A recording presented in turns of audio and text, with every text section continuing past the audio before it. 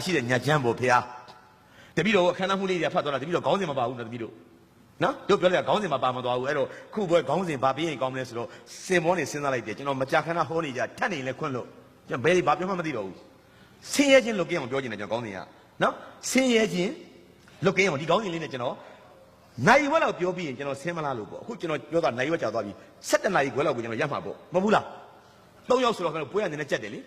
7 နာရီခွဲဒီမှာကျွန်တော်ရက်မယ်တကယ်ဆိုပေးတက်ကကျွန်တော်ပြောချင်တာကိုလိုလားပုံရရင်ကျွန်တော်တို့15 မိနစ်တိုးမယ်မကောင်းဘူးလားနိုင်ဝက်လားအေးပေါ့15 မိနစ်ပေါ့နိုင်ဝက်ပေါ့တနာရီပေါ့တနာရီခွဲပေါ့2 နာရီပေါ့နော်ဆရာဖြစ်သွားသူကျွန်တော်စ조사ပြီးတော့တတ်နိုင်ဆုံးတော့ခြုံပြောကြည့်နေတယ်ဆင်းရဲခြင်းလွတ်ကင်းအောင်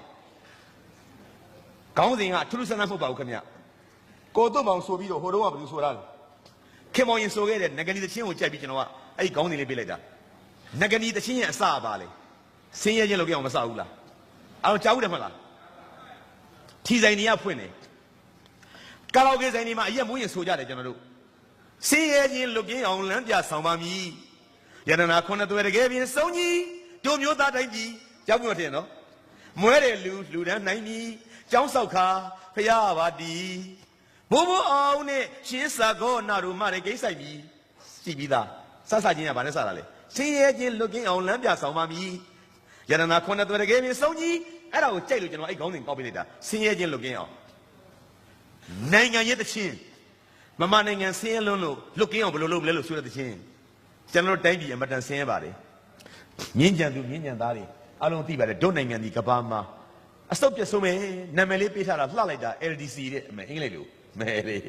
LDC အသေးပြဆိုးတယ်နော်ဗမာနိုင်ငံဒီဘယ်လိုနိုင်ငံမျိုးတွေမှာပါလဲ LDC မသိတဲ့ကောင်တွေကဘိုးလိုပြောတော့ကြွားတာဘာမှတ်နေတယ်ငါတို့က LDC နိုင်ငံကွာဘာညာနဲ့အတိတ်တွေကမကောင်းဘူး L ကပါလဲ least LEAST least အနှိမ့်ဆုံးအိမ်မှာအဘိဓမ္မာရှိရင်လှန်ကြည့် LEAST least အနှိမ့်ဆုံးအဆိုးဆုံးအဆုတ်ဆုံးအပြတ်ဆုံးအညံ့ဆုံးအချာဆုံးအတူးဆုံးအဲ့ဒါတိပြ LDC ဒီကပါလေ DEVELOPD develop ဖွံ့ဖြိုးတိုးတက်မှုပေါင်းလိုက်တော့ပါလေ least develop ဖွံ့ဖြိုးတိုးတက်မှုအနှိမ့်ဆုံးနောက်က C ကတော့ကလေးတွေသိတယ် country COUNT ဝင် country အဲ့တော့အရှေ့ကောက်က least develop country ဗမာလိုဘာသာပြန်တော့ဖွံ့ဖြိုးတိုးတက်မှုအညံ့ဆုံးအချာဆုံးနိုင်ငံ1988မတိုင်ခင်တည်းကကျွန်တော်တို့ဒီစရင်ဝင်သွားတယ်ညဉ့်ညံသားတွေကကျွန်တော်ကိုမေးပြန်ဆရာဦးသားချိုဘာလို့အဲ့လိုဝင်ရတာလဲရှေရှေဝေးကျွန်တော်မပြောချင်ဘူးလန်ဒန်ကိုထားလိုက်အမေရိကန်ကိုထားလိုက်အီတလီကိုထားလိုက်အသေးနိုင်ငံတွေနော်ဝေကိုထားလိုက်ဒိန်းမတ်ကိုထားလိုက်အရှေ့တောင်အာရှ10 နိုင်ငံမှာတော့မှကျွန်တော်တို့ဒီနောက်ဆုံးအဆင့်ဖြစ်ခဲ့ရတယ်အာဆီယံ10 နိုင်ငံမှာနံပါတ်1ဝင်ငွေအကောင်းဆုံးနိုင်ငံဒီဘယ်လိုလဲဘရူနိုင်းအခုကျွန်တော်နိုင်ငံမှာအားကစားလာပြန်တာအားကစားမှာသူတို့ညံ့တယ်ပေါ့ငွေကြေးပြောနေတာအားကစားသူနောက်ဆုံးပဲကျွန်တော်ဗမာကတော့ second ထိုင်းရ first ပေါ့ခုဒီနေ့ဒါပါတော့အဲ့ပြောချင်တာမဟုတ်ကျွန်တော်ကဝင်ငွေကြည့်တော့ခါအာဆီယံ10 နိုင်ငံမှာရင်းညံသားတွေညီတို့ခံမှန်းကြည့်ပြီးတော့ဘရူနိုင်းနိုင်ငံဒီဝင်ငွေအများဆုံးဘာကြောင့်လဲတစ်နှစ်ကိုဘယ်လောက်ရတယ်လဲအမေရိကန်ဒေါ်လာ9990ဒေါ်လာပြောနေတာဓမ္မစီလဲတဲ့မိမရောကောက်ဆိုင်တဲ့မိမရောလမ်းပြင်တဲ့ယောက်ျားကြီးရောဘူလာလိုက်မြဆရာလေးရောလက်ထောက်ဆရာဝန်လေးရောရဲသားလေးရောစစ်သားလေးရောအားလုံးကိုပြန်ပြန်ကြည့်လိုက်တဲ့ခါကျတော့မနှစ်ကဈေးနှုန်းအရာ2012ခုနှစ်စည်ရင်းတွေကျေးပုံတင်းစာပါလာတော့ကျွန်တော်ကြည့်လိုက်တော့နံပါတ်1ဘရူနိုင်းတစ်နှစ်လုံးရရှိတဲ့ဝင်ငွေယောက်ျားမိန်းမတစ်ယောက်ချင်းဒီအမေရိကန်ဒေါ်လာ9990မောင်တာချို1000နဲ့မြှောက်လိုက်တယ်7 နှစ်နဲ့စားလိုက်တယ်ဘရူနိုင်းမှာရှိတဲ့ယောက်ျားမိန်းမမြည်သည့်အလုပ်ကိုလှုပ်တလဝင်ငွေဒီဗမာကျပ်ငွေ45 သိန်းတင်းစာဖရင်တက်လက်နဲ့ကျွန်တော်အားတင်လို့ချမ်းသာလိုက်တာတို့နိုင်တိုင်းပြည်လူတွေကအဲ့လောက်ဝင်ငွေရရင်ဖြင့်တို့တွေဘာမှကြမ်းမာရေးတို့အိုစာမင်းစာတို့ပူစရာမလိုပေါ့ခလေးလေးတွေများ10 တန်းအောင်လာလို့အမှတ်လေးကောင်းရင်ကိုသားသမီးလေးရန်ကုန်ဆေးတုပ်တို့ပို့မယ်တလ3 သိန်းပို့မယ်ပို့နိုင်တာပေါ့3 ယောက်တက်အောင်ပို့နိုင်သေးတယ်9 သိန်းခုတော့ကျွန်တော်တို့ကဆေးကြောင်းတွေပါထားဖို့နေသား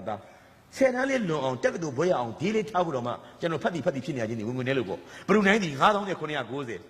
ဒေါ်လာတစ်နှစ်ကိုလစဉ်ဝင်ငွေဒီတစ်နှစ်ကိုလေတစ်လကို45 သိန်းဆိုတော့ဟာမောင်သားရှို့လန့်ပြားဖျားလို့ဒုတိယနိုင်ငံဆက်ကြည့်တော့ဘာလို့လဲစင်ကာပူ တစ်နှစ်ကိုအမေရိကန်ဒေါ်လာ4000ကျော်တယ်4000နဲ့820တစ်ထောင်နဲ့မြောင်7နှစ်နဲ့ပြန်စားစင်ကာပူနိုင်ငံသားတွေအလုပ်လုပ်ရင်တစ်လကို340ရတယ်ကြက်ငွေဗမာငွေဟာညားလိုက်လားဟာပေါ့တတိယကထိုင်းတစ်နှစ်ကိုဒေါ်လာ3000ကျော်ရတယ်ကျွန်တော်ဒဝယ်စိတ်ကန်းကပြန်လာတာကြံခဲ့တဲ့9ရက်ကဘယ်သူနဲ့လဲဘယ်သူလဲမောင်စေးပတိကုန်းနဲ့ပေါ့ခုနလူကြီးနဲ့ပေါ့အေးမေ့တယ်ခရီးသွားတော့ထိုင်းနေနဲ့ဗမာတွေနဲ့ဈေးချင်းကွာလိုက်တာဗမာတွေကတစ်နေ့ကို3000နေစား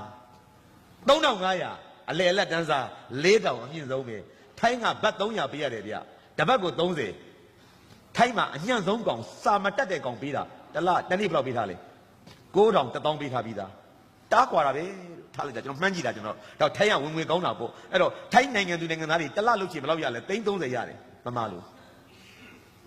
မြင့်ညံသူမြင့်ညံသားများအချိန်ကိုငှက်ရှာတော့အဖြစ်10နိုင်ငံရှိတာမောင်သားချိုကြီး10နိုင်ငံမပြောပြရသေးနဲ့တော့ဘယ်လိုလဲနံပါတ်1တစ်လ45သိန်းစင်ကာပူတစ်လ340ထိုင်းတစ်လ330နံပါတ်10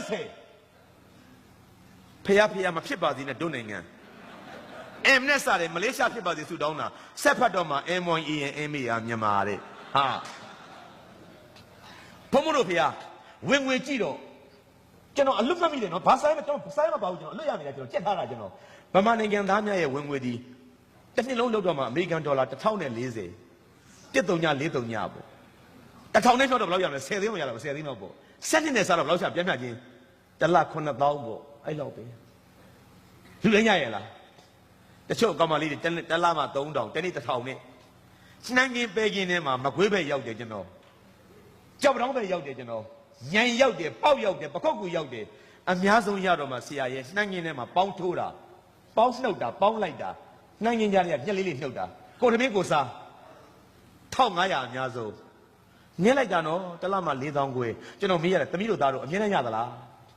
ဆရာဥဒချိုကြီးနှမ်းနေပဲတွေတုံးသွားရင်အဲ့လိုမရှိတော့ဘူးဘာလို့ကြလဲအဲ့တော့ရတဲ့ပတ်စံ1500လေးကိုပြန်ပြီးတော့ချွေတာစားတယ်ကျမတို့ကပြေးလို့လားဗမာတွေမစော်ကားနဲ့ဗမာတွေမပြေးဘူးဘုံအလုံးလုံးရှင်ပါတယ်လုံးเสีย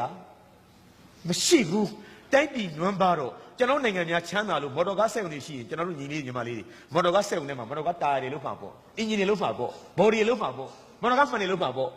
ကွန်ပျူတာစက်ရုံထဲမှာကွန်ပျူတာမော်နီတာတွေလုပ်မှာပေါ့မဟုတ်ဘူးလား system ဘောက်တွေလုပ်မှာပေါ့ကွန်ပျူတာ mouse တွေလုပ်မှာပေါ့ကွန်ပျူတာ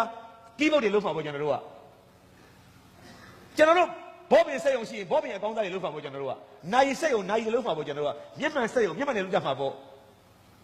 ကျွန်တော်တို့ကဘာမှလုပ်เสียကိန်းစရာမရှိတော့ကြောင့်ကျွန်တော်တို့သားလေးတွေသမီးလေးတွေတူလေးတွေတူမလေးတွေအားလုံးကရန်ကုန်မြို့မိပွိုင်လေးတွေမှာယောက်ျားတန်မဲ့နဲ့မတ်တက်လေးတွေရက်ပြီးတော့မှစပယ်ပန်းလေးတွေနဲ့ပန်းယူမလားကျွတ်ကျွတ်အိတ်ထဲမှာကိုရတုတ်ကလေးတွေနဲ့ဆက်လိုက်ဘူးလေးတလုံးကိုင်လို့စိကတဲ့ကိုရလူကြည့်တော့25 30အရွယ်ကောင်းလေးတွေတိုက်ပြည်နွမ်းပါတာပဲတိုင်းပြည်များချမ်းသာလို့လုပ်ငန်းကိုင်ငန်းတွေလုပ်ငန်းခွင်တွေပေါ့အထက်ကျောင်းစက်ရုံကြီးတွေကွန်ပျူတာစက်ရုံကြီးတွေကားစက်ရုံကြီးတွေဆိုင်ကယ်စက်ရုံတွေဘောပင်စက်ရုံတွေအိမ်သုံးစက်ရုံတွေစားတော့ကုန်စက်ရုံတွေမဟုတ်ဘူးလားဒါတွေရှိရင်တို့လူငယ်တွေအားလုံးဒီစက်ရုံတွေမှာရှိမှာပေါ့ကဲတို့တွေနွမ်းမလိုက်တာတစ်လကို3000 4000ရဖို့မနဲ့လွတ်ရတယ်အခုမှနိုင်ငံတော်အစိုးရကအနှိမ့်ဆုံးလစာတတ်မှတ်ဖို့လွတ်တော်မှာဆွေးနွေးနေတာတစ်နေ့ကို9600ပေးနေတယ်ညီလေးတို့ညီမလေးတို့အဲ့ဒါအဖြစ်မပေါ်သေးဘူးနော်လုပ်ငန်းရှင်တွေကဘာပြောလဲ2000လောက်ပဲပေးတင်တယ်ဆိုပြီးတော့အခုအကျိတ်နဲ့ဖြစ်နေတော့တခါမနေ့ကသတင်းစာမှာပြန်ပါတယ်ဗါတယ်လေစီးပွားရေးပညာရှင်များကထောက်ပြတယ်9600မလောက်ပါဘူးဗမာနိုင်ငံမှာရှိတဲ့ဝန်ထမ်းတယောက်ကလစာဒီမိမရောကလေးတွေရောလုံးမလို့ဆိုရင်8000လောက်လိုအပ်တယ်အခြေခံပြောတာအသိမဖြစ်နိုင်ဘူးသူကသို့ဆိုကျွန်တော်တို့ညီမလေးတွေအားလုံးဒီတစ်လမှ6000နဲ့တစ်နေ့2000နဲ့စတုံးတိုင်းလေးတွေမှာမတ်တရနေရတယ်ဘာယူမလဲရှင်ကျွန်တော်အားလုံးလူချင်းကျွန်တော်ကိုယ်တိုင်ကျင်နေရတာပဲလေ8000ဖွေ9000တနေ့ကို3000 4000 5000ဒါအများဆုံးပဲကျွန်တော်တို့ကျင်နေရတာတက်ကတူဆရာတယောက်တော်မှတနေ့9000နဲ့ကျင်နေရတာဟုတ်ဗျာနွမ်းမလိုက်တာဒါကြောင့်မှုလို့အာဆီယံ10နိုင်ငံမှာနံပါတ်1ကဘရူနိုင်းဖြစ်လို့တို့ကနောက်ဆုံးဖြစ်ခဲ့ရတယ်ဒါကြောင့်ကဘာကြီးကတို့သတ်မှတ်ထားတယ်ဗါတယ်လေ LDC Least Developed Country အမတန်ဆဲသောနိုင်ငံ